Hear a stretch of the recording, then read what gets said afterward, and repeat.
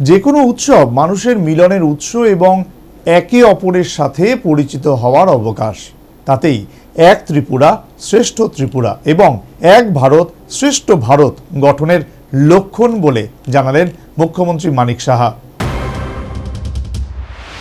এবছর ধর্মগুরু অনুকূল চন্দ্রের ১৩৭তম জন্মবার্ষিকী পালনে ত্রিপুরা উৎসব অনুষ্ঠিত হচ্ছে আমতলী খয়েরপুর বাইপাস সংলগ্ন মলয়নগর এলাকায়।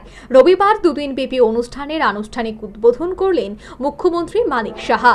সংশ্লিষ্ট মাঠে তখন ভক্ত সমাগমে লোকে লোকারণ্য।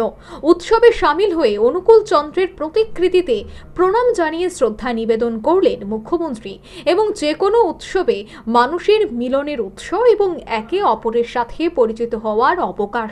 তাতেই এক ত্রিপুরা শ্রেষ্ঠ ত্রিপুরা এবং এক ভারত শ্রেষ্ঠ ভারত গঠনের লক্ষণ বলে নিজ প্রতিক্রিয়ায় জানালেন মুখ্যমন্ত্রী মানিক সাহা। ওনারা প্রতি বছর এটা করেন, এবার একটা আরো বেশি বৃহৎ আকারে ওনারা করেছেন, এর জন্য ওনাদেরকে আমি ধন্যবাদ দেব।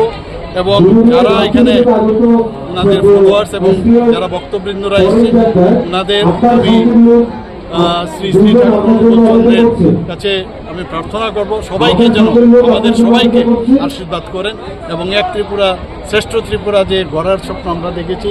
কারণ আমরা এর মধ্যে একজন আরেকজনের সাথে আমরা থাকতে পারব, আত্মিক যে একটা রিলেশন, এই ধরনের একটা উৎসবের মাধ্যমে আমরা যদি একজন আরেকজনকে বুঝতে পারি, চিনতে পারি, অসুবিধা সুবিধা এগুলো যখন বুঝতে পারবো সবাই আমরা একসাথে থাকতে পারবো এবং এক ভারত শ্রেষ্ঠ ভারত, এক ত্রিপুরা শ্রেষ্ঠ ভারত তবেই সম্ভব। নমস্কার, থ্যাংক ইউ।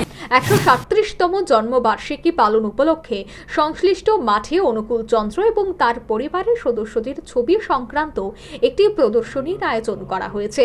ঘুরে ঘুরে একটি ছবি প্রদর্শনী দেখলেন মুখ্যমন্ত্রী এবং নিজ হাতে ভক্ত সাধারণের মধ্যে প্রসাদ বিতরণ করলেন মুখ্যমন্ত্রী মানিক সাহা। সর্বোপরি অনুকূল চন্দ্রের ১৩৭তম জন্মবার্ষিকী পালনকে কেন্দ্র করে আমতলী খয়েরপুর বাইপাসের মলয়নগর এলাকায় যে উৎসবের আয়োজন করা হয়েছে, আক্ষরিক অর্থেই এই উৎসব সকল অংশের মানুষের মিলন মেলায় পরিণত। Bureau report, news vanguard.